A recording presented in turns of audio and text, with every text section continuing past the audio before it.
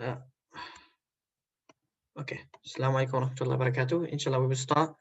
So this is lesson number 7 or 8. I think this is number 8. So basically, last lesson number 7 was actually term 2, and this is term 1, the main Arabic lessons, inshallah. Now we will obviously talk about these topics and we will cover them, summarize all of the topics again. Any questions anyone has, inshallah, we will. You can ask. Feel free. We will go over all the material, inshallah, we've covered so far. As you can see all the material here. We'll go over all of it summarized, inshallah, because we've studied them anyway, so we can just quickly go through, inshallah. So number 1, I'm just going to start with how our structure was. Lesson 1 was Maulana Qamar. He spoke about kalima, and kalam. Kalima means one word and kalam means sentences. As you can see, kalima, the subject of kalima is here. So ism, fi'l and harf. So ism was, can someone tell me what an ism is in English? Name or a thing. Yeah, Noun. so noun. So it's a noun. Now, mashallah, jazakumullah khairan. So name like Zaid, Bakr, house, anything to do with names. And ism in the Arabic definition, what was the Arabic one? Something to do with time and stuff like that. Did that Okay, convey this the meaning in itself? tense. Yeah, so conveys the meaning. Sheikh Kamal Kogan. Is that Sheikh Dilwar? Yes, I'm here. Okay, so sorry, someone said what was the thing he answered? Conveys the meaning? No, that wasn't me. I don't know. Wasn't you? Oh, sorry, that was me, Sheikh. So sorry. it conveys the meaning in itself without a tense. Yes, very good. So conveys the meaning. It has a meaning. It makes sense itself, and it has no tense, no past, future. So Zaid means something. It tells you something. There's no tense, past, future, present, and the last one is it has a meaning. Number fi'l is verb, and verb has meaning, but it has tense. It has time. Harf, no meaning in itself. It can help you to understand something, like in. What does in mean? If someone says in, we're like, what do you mean by in? In the house. Okay, I understood. The book is in the house. So harf, it doesn't have a meaning, and nor does it have tense. So each three of them, like, they complement each other. You need all three of them at the same time. One has something the other doesn't. Okay, so if you say no tense, automatically I can understand it will be ism or harf. By then me adding, it has meaning, okay, ism. No meaning, okay, harf. It has meaning, but tense, okay, fi'l. Okay, so that was the summary of lesson 1. But as I said before, Maulana said there's kalima and kalam. Now we don't study kalam till all the way here, lesson 5, sentences, jumla ismiya, jumla fi'liya. Before all of this is all still the word kalima. We're still looking at one word sentences, or so one word statements and words. This is all kalima. Number 5 is where kalam starts. Okay. Any questions so far? No? No. Okay, so ism, fi'l, harf, that was the lesson 1. Okay, lesson number 2, we will go over the material again anyway, but we're just quickly summarizing it.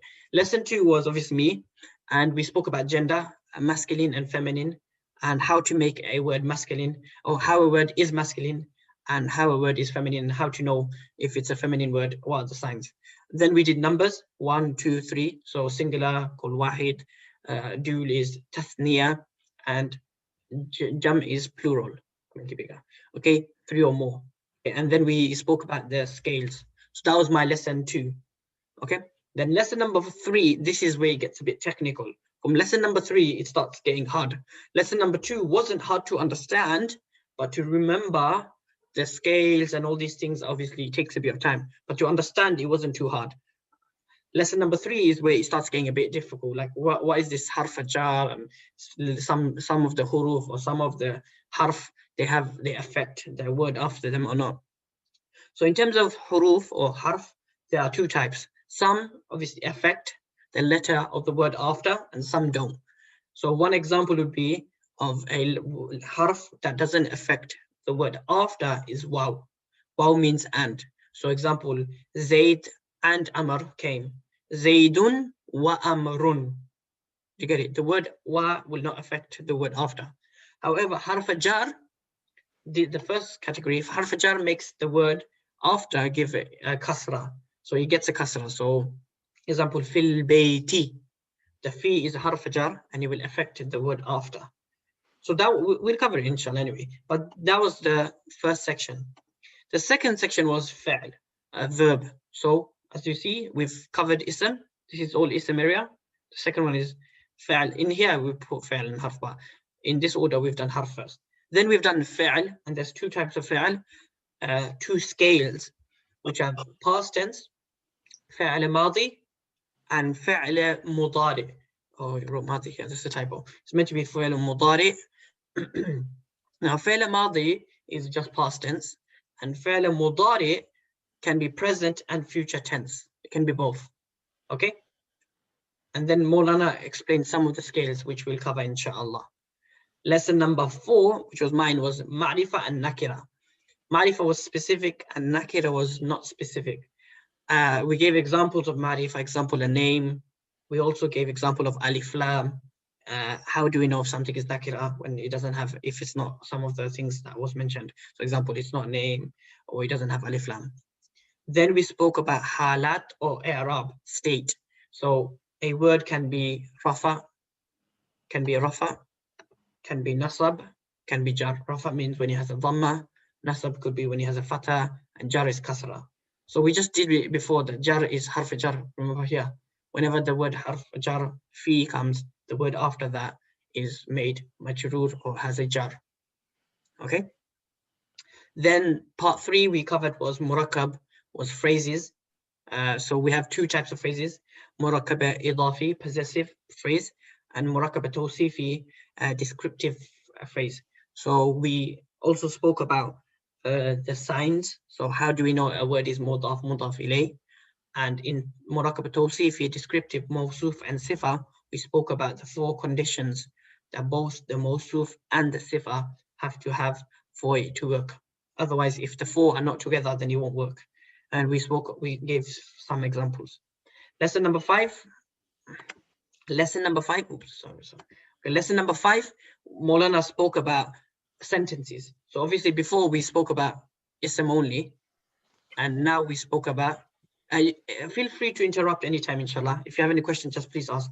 Don't be hesitant, because this is the best time to learn, because we're covering all the topics again. Some people have obviously fell behind.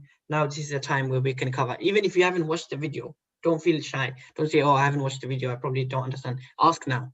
So get it clarified. Because there are other brothers that haven't clarified everything. So this is a good time. You can clarify anything you have, inshallah. So lesson number 5 is Jumla Ismiya.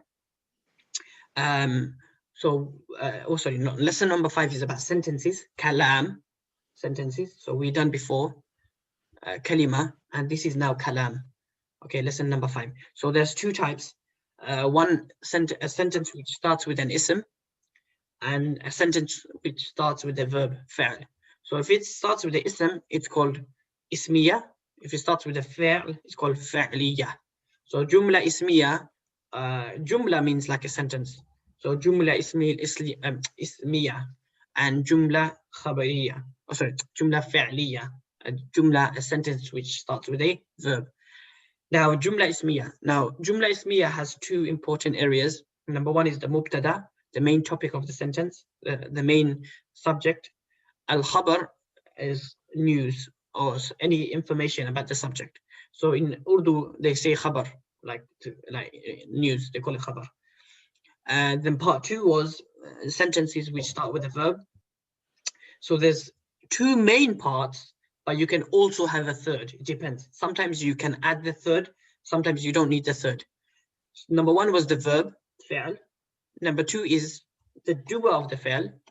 So the fa'il, so someone who, example, let's say running, Zaid ran, he was running, Zaid was running. And the last one is the person, the action is done upon, or the thing. So in our example of Zaid running, we don't need a maf'ul. We don't need something which is done upon. Zaid ran is a full sentence, it makes sense.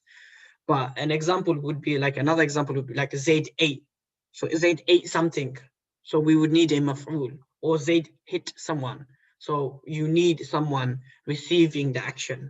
Okay, so there's two types of verbs, as you can obviously two types of sentences you can have. Sometimes you have all three of them, but sometimes you just don't have all three of them. You just have two. Is that okay, everyone? Can you give me an example of two word, Okay, two so parts jumla fi'liya? okay, so just fa'al and fa'il. Example, Zaid jumped. He jumped. You don't have to jump on something.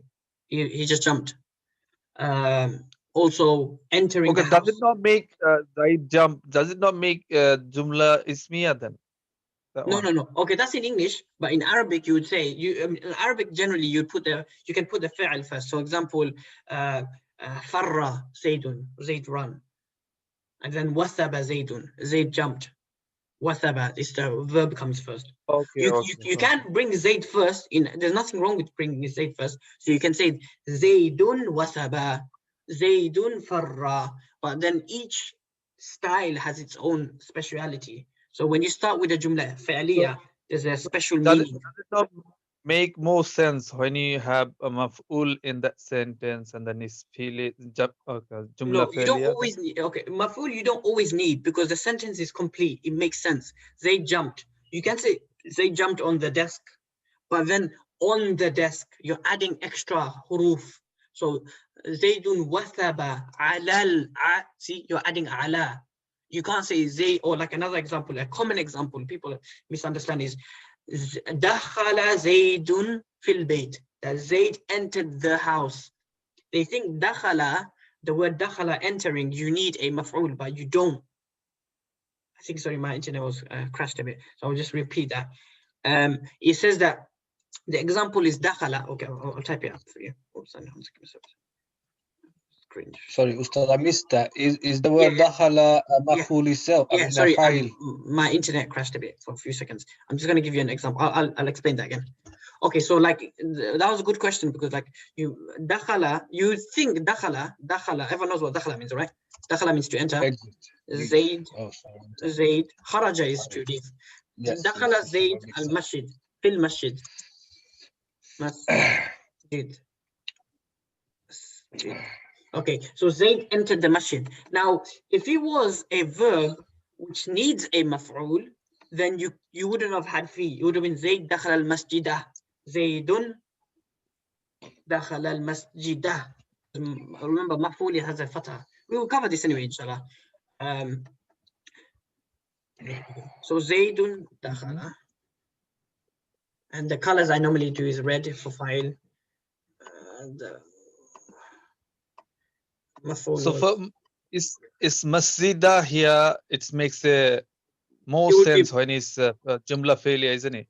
Yeah, so this Otherwise, is- you can say Ja'id dakhala or something. Yeah, so yeah, you can also say you can do this Zaidun dakhala al-masjid. This makes sense. It makes sense. But if you do it like this, then it would be jumla fi'l ismiya because you started with the ism. But if you put the ism, the name, the verb, sorry, the noun in the middle, then it would be a jumla fi'liya because you started with a verb. So let's go here. Dakhala Zaidun al-masjida. Now that seems like it makes sense, but in Arabic it doesn't. Because the word dakhala is complete itself. Zaid entered. So what they do is they make you add a harf jar. That's the purpose of harf jar sometimes. Sometimes those verbs that don't need a maf'ul, we can add a harf jar for a maf'ul to be added. One more time. Those verbs that don't need maf'ul, by me adding a harf jar, I can add a maf'ul. So fi, ala. By adding these two words or ila, or that, another example, dhahaba. When? Dhahaba went. Zaid went. But when I say to the masjid, I have to add ila masjid. Why do I need ila? Can I not just say Zaid went to the masjid? Zaid went masjidah. Can I not make this maf'ul? No. You have to say ila. You have to add Ila ila. is To the masjid. Zaid went to the masjid. So this is harf jar, and you will make it go to masjidi. So like again, we will cover this again, inshallah, but going back to the main, that some sentences, this will be covered. It's in Arabic, it's called lazim and muta'addi. Lazim means basically when the verb only needs a fa'il and a fi'al, a doer and the verb itself, nothing, no maf'ul. And muta'addi means when it has to have all three. Now, when you want to make a lazim fi'l into muta'addi, you add a harf jar. We will do all of this. It sounds confusing. We will do this. Don't worry at all. All you have to remember now is that lesson 5 summary was, we spoke about sentences, jumla or kalam. There was a jumla, or the sentences whichever start with the ism is called jumla ismiya. And that has two parts. Mubtada, khabar. Mubtada was the main subject. Khabar was the guy with the information. Number 2 was another type of sentences is jumla fi'liya, verb. I didn't write that. I should have put that part there. Jumla fi'liya. I'll edit this, inshallah. Sentences that start with a verb, jumla fi'liya, and there are 3 important, 2 or 3. Fi'l, fa'il, and sometimes maf'ul. That's all you have to remember, inshallah. Now, the last area we spoke about was my lesson, was actually dhamir, of pronouns. But because I didn't send a full video for this one, I had to explain this again, and we covered this part again, just for like, because it's a long topic. This area needs a lot of explanation. So we will do this anyway, inshallah. Okay, so that was the summary of what we covered so far. Now, inshallah, we will cover the lessons, each lesson quickly, and inshallah, we can cover everything, but from the direct material, okay, inshallah. So obviously, this is the lesson. So lesson number 1 was, this is not really that important. We spoke about it. So meaningful words, there's 2 types, kalima, 1 word, kalam, more than 1 word, okay? Kalima has 2 types, nouns, ism, fa'il, harf, run, book, amr, jump, eat, particles and connectives. So 2 from, 2 on. Okay, now ism. Ism was conveys a meaning in itself without tense time. So example, help, no time is attached to it, past, present. Muhammad, no time, bed. Examples, rajul, man, boy, masjid. Okay, verb, fa'al was conveys a meaning in itself with tense. I will help, future. I helped, past. Sajada, he did sajda. Dhahaba, he went. Rafa, he did ruku. Then harf obviously conveys no meaning in itself. However, when attached to another word, it gives a meaning without tense, no time. So it doesn't have a meaning itself, but it has meaning when you attach it. So from doesn't mean anything, but to say from Makkah, this book is from Makkah, then it makes sense. Examples were ila, fi, and li, for. Okay, so this was lesson, so this was lesson 1, and this is lesson 2. Okay, so there was my lesson. So in Arabic, obviously you have genders, feminine and masculine, Zaid, Fatima, examples. Make it big actually.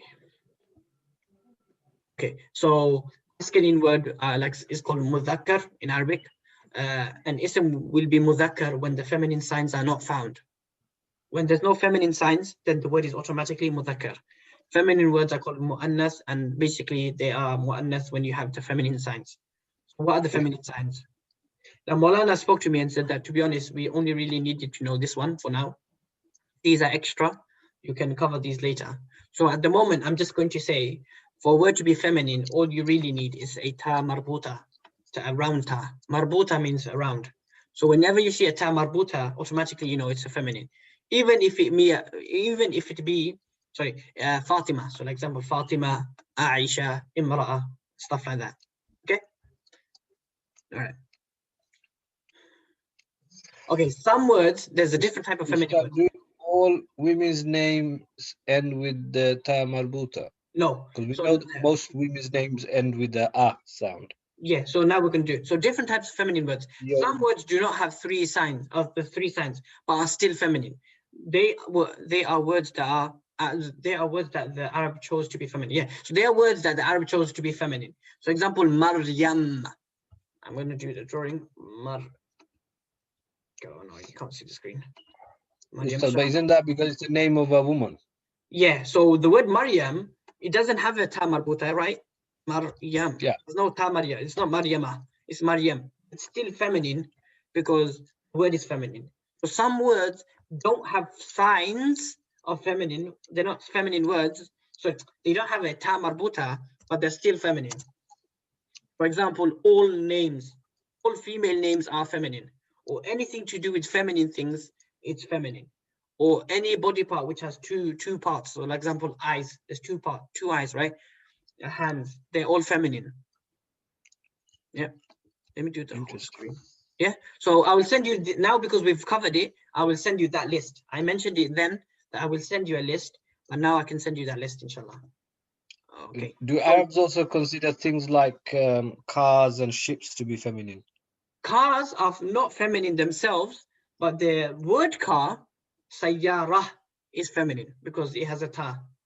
But the word Now, car itself, because the English language, boats and cars and stuff, they're referred to as she. They'll be like, oh, she's a beauty or whatever. yeah, that's a good example. Like English. that's a good example where it's based on the language, or like not the language itself, but you heard this. So it's the common speech of the people. It's not grammatically right, but it's the common speech of the people. Same with the Arabs. Some words were feminine, even though they were not feminine signs. It was the lingo. That's how they spoke. So body parts that have two, all female names, cities, all cities are feminine. So these are all examples, and inshallah, I'll send it to you today. Okay, let's carry on. Okay, part 2 of lesson 2. We're not going to finish this all today, inshallah. We're going to carry on next week because we want to ask questions and just quickly go over this.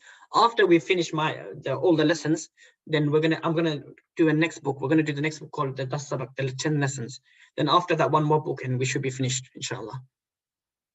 Okay, numbers. So, and we just covered now. So numbers are 1, 2, wahid tasniya, and 3 are jam. Muslims, 2 Muslims, Musliman, Muslimun. Now, how to make tasniya? So, how to make do? So add an alif and a noon. So, example, Musliman, make it bigger. Musliman, mu'minan, muslimatani, mu'minatan. Okay, so one of the brothers did say, okay, let's go here. If I wanted to make the word qalam, so I would say qalaman, yeah, qalaman, yeah, depends. And he said to make it feminine, qalamatan. So he got it right in the sense of the rule where adding an, and the word qalam is masculine. You can't make it into feminine. Does everyone understand that? You can't make words that are masculine too feminine. You can only make descriptive words feminine. So example, this pen is white, bayda, abyad, sorry, ab. Let me do it for them. Saghir, saghir. This pen is small. Can't. Ustad, is it the same for feminine words? You can't make them masculine. Yeah, you can't make feminine words masculine. You can't say sayyara, sayyarun, sayyarun. It's sayyaratun. Sayyaratun. You can't take away the ta. Okay, only descriptive words. So example, small pen, then do small car. Sayyaratun, saghiratun. Yeah. So the descriptive the word word salah is feminine. salah. Yeah. Yeah. Aqamati salah or iqamati salah. Now, even the word iqama is feminine. Iqama. And salah. Yeah. Okay, so the word salah is feminine. Okay.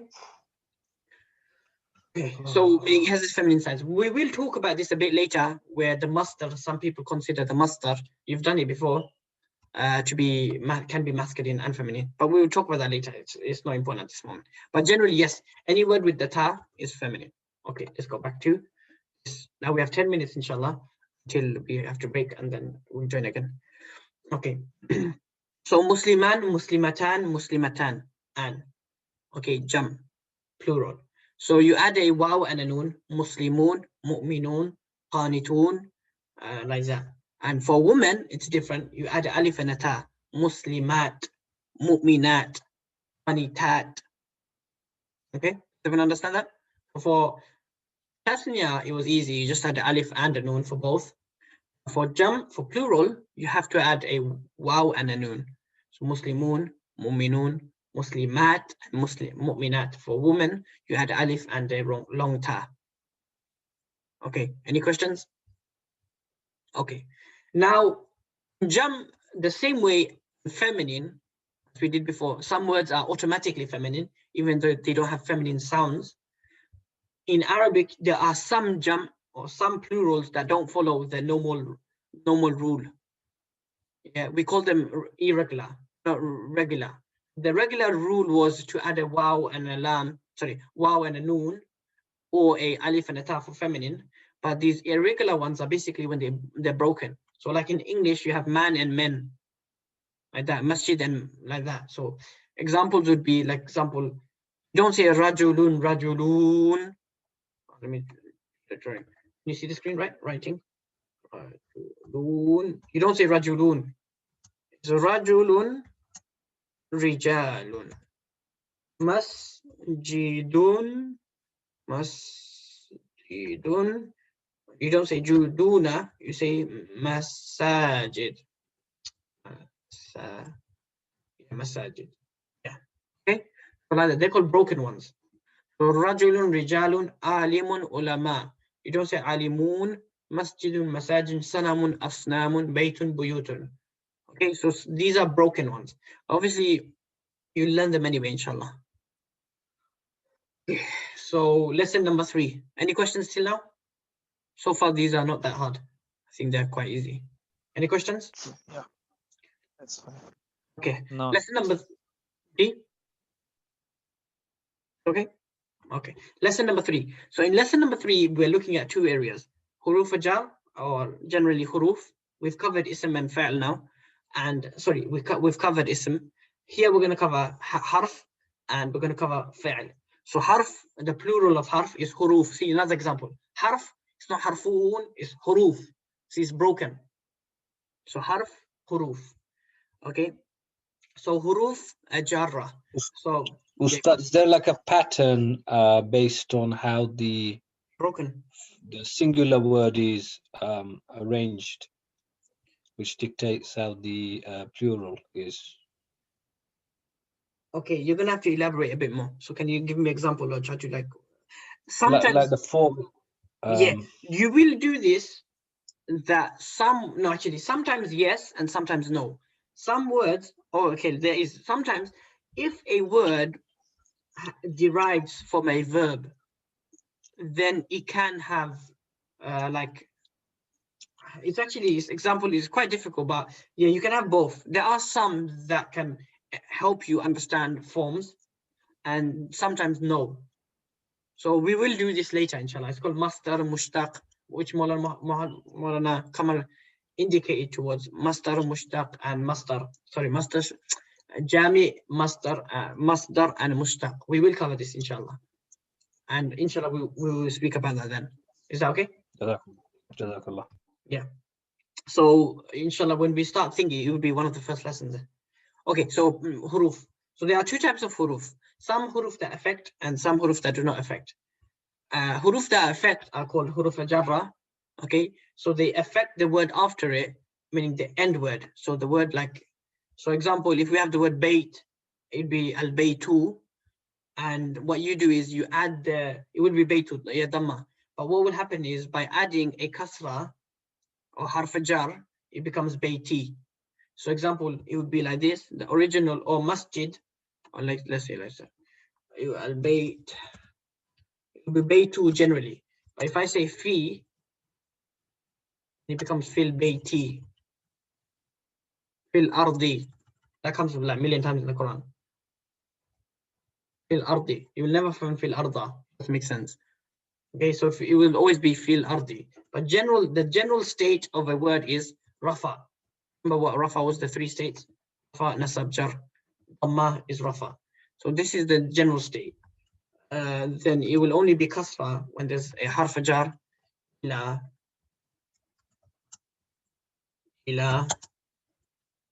ala, and fi. These are the main common examples. So that's That that. is the ard a feminine word? The word ard is a feminine word. Yes, it's a thing. It means earth, but it's one of those ones without a sign. So is this because it's feminine? Is that why it's in jar or? No. I'm back So to no. it. Feminine words. The word itself is never affected. You know, the huruf jar, the last letter, haraka, last haraka is never affected by the word itself. It's always affected by things before it. So the normal state of a word is dhamma. Yeah. If you add a harf jar, these are huruf jar examples, then automatically becomes kasra. What's the point of this area? Oh, sorry, this area here. Okay. Yeah, some affect. Okay, the words that are affected after it are called huruf jar. These particles, these huruf that can affect something after it. The other huruf don't affect. So if we go back to our example here, ard, if there was a waw before it, wouldn't be ardi, it would be ardu. So the noun is al ardu. Yeah. So ardu, remember the dhamma is the general state of every word. Rafa is the natural state of a word. It will only become nasab or jar. It will only have a fatha or kasra when there's something making it fatha or kasra. Otherwise, the general state is dhamma. Okay. So the way we can make kasra is number one was harf jar, fi, ila, ala, stuff like that. So these letters will cause a word to get a kasra. It gives you examples anyway. Maulana gives you examples here. Okay. So when you get a fi, it will be affected and the word will have kasra. Okay, so then here he says that the harf jar gives the letter kasra. Okay, the word that comes after the harf jar is called majrur. Okay, yeah, so everything that's connected is called majrur. Same thing. So the word example, in our example, this will be harf jar and this will be called majrur. Okay, in the example, it's called majrur. So like the harf jar, majrur, fil bayti. Otherwise, it should be just baytu. Okay, now he gives you all here examples of huruf jar. There's 17. Ila, li, hatta, wa, fi, min, ala, ka, an, and stuff like that. So ta here, and it explains each one. So tallah means like qasam and all that stuff. You don't have to remember all of them anyway. You can slowly learn them. I think the main ones are ba. So bismillah should be ismullah, isn't it? Ismu, name of Allah. Yeah. Why is it bismil? Why is it me? Because the word ba comes with be. So harf jar, isn't it? Why is harf jar? So bismillah. For example, it should be Allah, but why is it lillah? He, because of the word la, lam kasra, li. Okay, so these things cause a word to become majrur. Okay, let's go back. Any questions? You will look at huruf again. There are lots of huruf. You look at all of them again and again. Many examples. But for now, all you really need to remember is there are two types of huruf. Some huruf that affect the word after, some that don't. Sorry? Okay, so some huruf that affect the word after and some huruf that don't. The one that does affect is example would be called harf jar. Harf jar gives the word after it a kasra. It gives it a jar, and the state of the word is majrur. Okay, so I'm going to close this meeting now, inshallah, and carry on another meeting. So it will take about a few minutes for you to the recording to get ready, and then inshallah we'll open the next lesson. That's okay. Okay, then inshallah. Okay.